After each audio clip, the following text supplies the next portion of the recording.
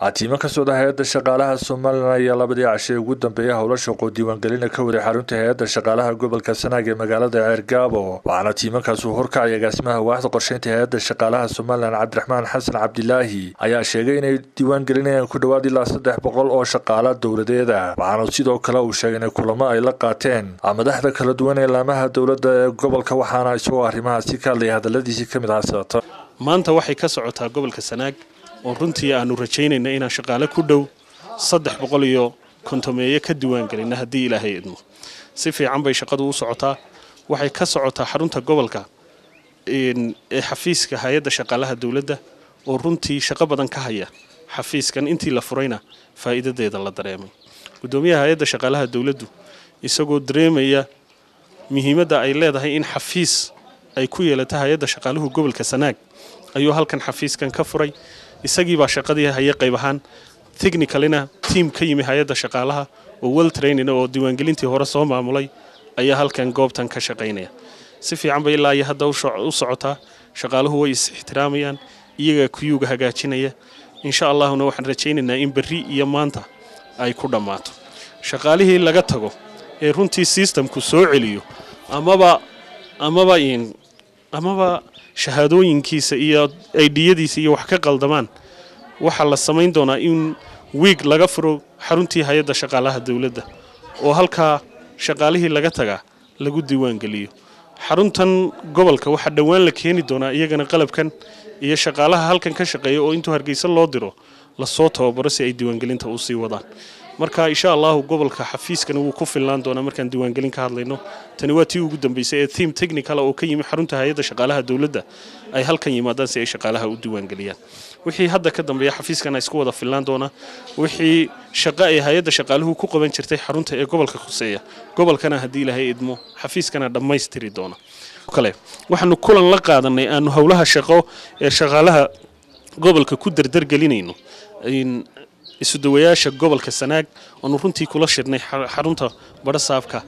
ee gobolka Sanaag waxa goobjoog ka ahaa barasaab ku xigeenka gobolka Sanaag runtii si fiican buu kulankaasi u qabsoomay waanu runtii kulan la isdardar gelinayo oo laga wada hadlayo howlaha shaqada uu ahaa si fiican buu isaguna u qabsoomay sidoo kale fariin u diray shaqaale weynaha la diiwaan gelinayo gudoomiyaha hay'adda shaqaalaha ee gobolka Sanaag Cabdirasaaq Warsame Dhakhtar bismillaahir rahmaanir rahiim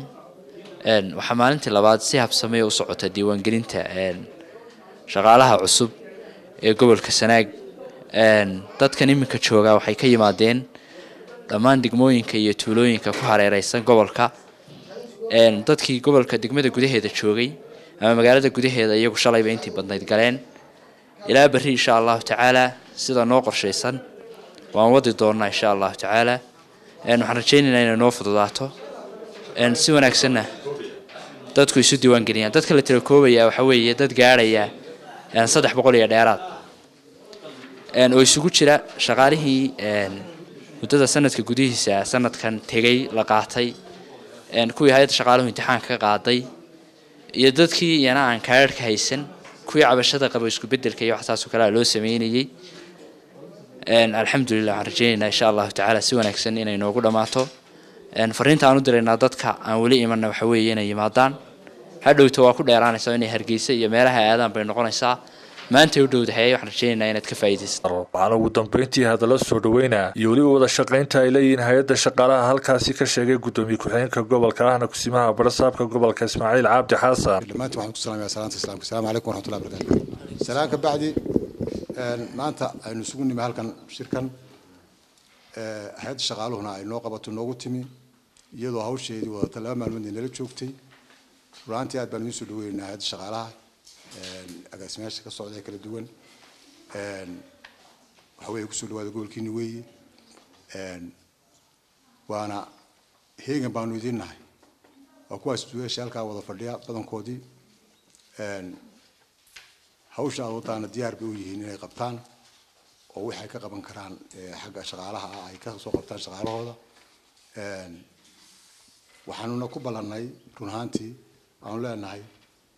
oo ayaamahan baan isu sheegaynay inaanu wiig kasta anagu maanta arbacada halka soo imaadno shiro Ali Aadan Daahir telefishinka caalamiga Home Cable TV magaalada Ceergaabo.